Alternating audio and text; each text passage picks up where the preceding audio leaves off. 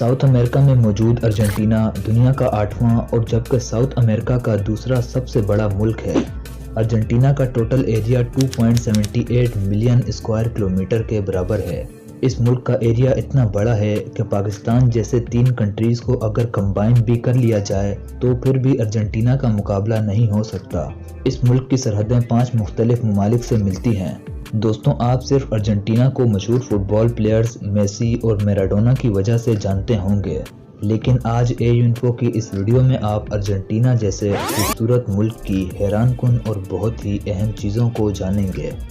دوستوں، اس ملک کا آفیشیل نیم دی Argentine republic ہے۔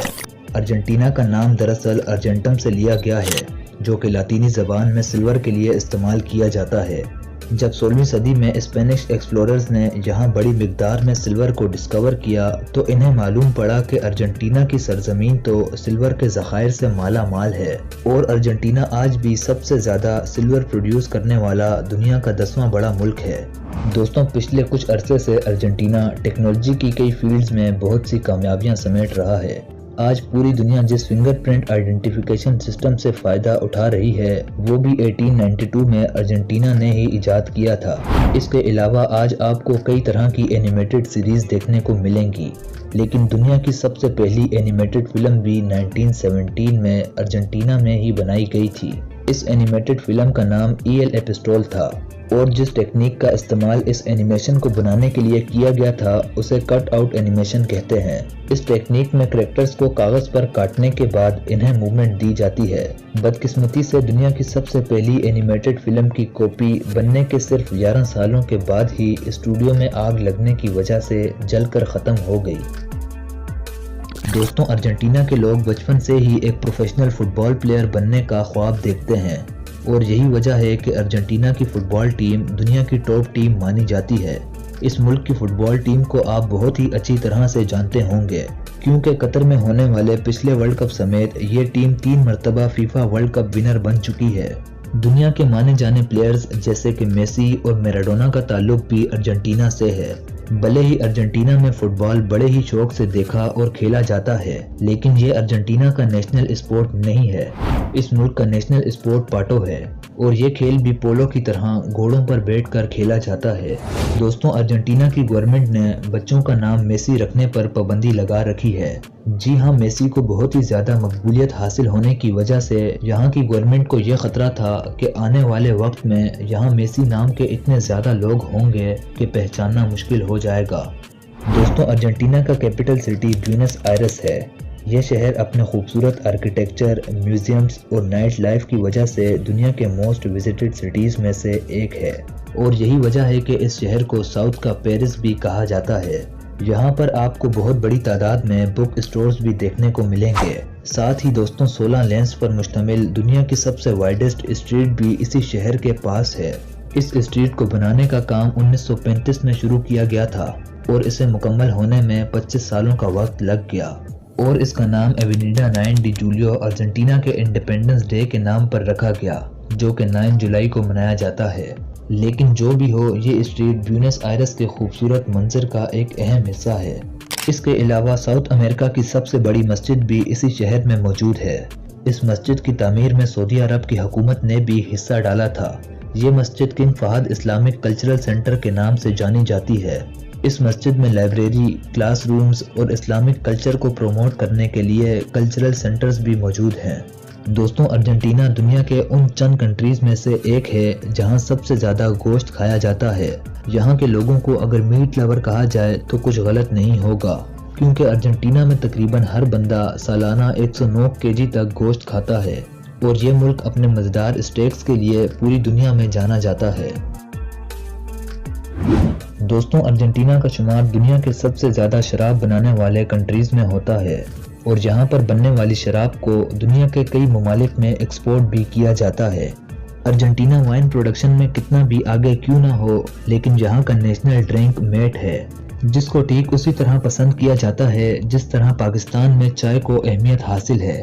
یہ ڈرنک یربا میٹ پودے کے خشک پتوں سے بنتا ہے۔ اس ڈرنک کو ارجنٹینا کے علاوہ ساؤتھ امریکہ کے کئی اور حصوں میں بھی بہت ہی شوق سے پیا جاتا ہے۔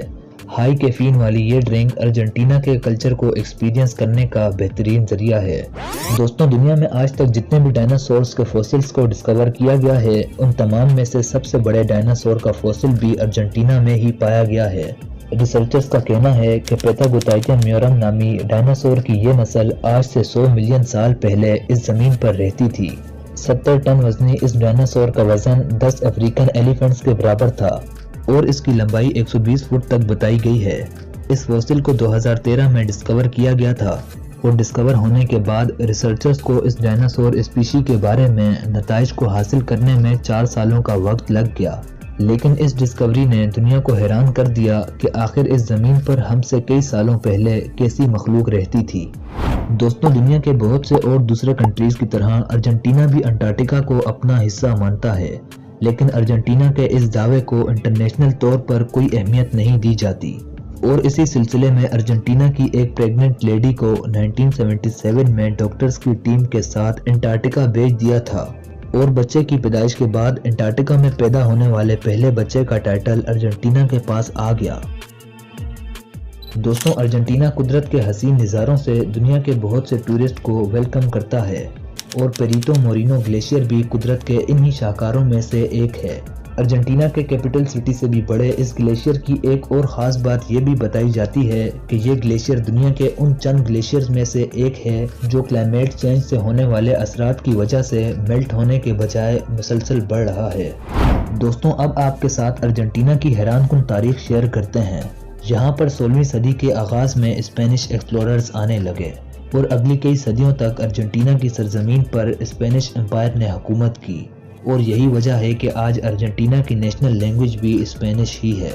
اور پھر اسپینش امپائر کی ایک لمبی حکومت کے بعد 1816 میں ارجنٹینا ایک آزاد ملک بن گیا، لیکن بات یہاں پر ختم نہیں ہوئی، اور 20ویں صدی کے شروع ہوتے ہی یہ ملک اپنے بہت سے شعبوں میں ڈیولپمنٹ کی وجہ سے دنیا کے سب سے امیر اور خوشحال ممالک میں سے ایک بن گیا، اور ارجنٹینا کی بڑھتی ہوئی اکانومی نے بہت سی کنٹریز کو پیچھے چھوڑ دیا تھا، لیکن 1990s کے بعد ارجنٹینا کے زوال کا وقت شروع ہو گیا۔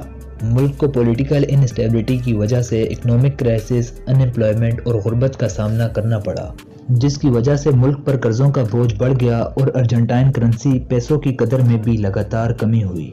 اور اسی وقت کے چلتے ارجنٹینا میں 12 دنوں کے دوران 5 مرتبہ پریزیڈنٹ چینج ہوئے تھے، جو کہ آج تک کسی اور ملک میں نہیں ہوا۔ اور دنیا کے مشہور فریڈم فائٹر چی گویرا کی پیدائش بھی ارجنٹینا میں اسی دور کے دوران ہوئی تھی۔ ارجنٹینا کو آج بھی کئی مشکلات کا سامنا ضرور ہے، مگر پچھلے کچھ عرصے سے یہ ملک ان مسائل کو کم کرنے میں بہترین پروگریس کر رہا ہے۔ تو دوستوں، یہ تھی ہماری آج کی ارجنٹینا کے ریلیٹڈ انفارمیٹیو ویڈیو، جو یقیناً آپ کو پسند آئی ہوگی، اور ایسی ہی ڈاکومنٹریز اور انفارمیٹیو ویڈیوز دیکھنے کے لیے ہمارے یوٹیوب چینل ایج انفو کو سبسکرائب کر کے بیل آئیکن کو پریس کرنا مت بھولیں۔ تو ہم ملتے ہیں کسی اور مزیدار ٹاپک کے ساتھ۔ اللہ حافظ۔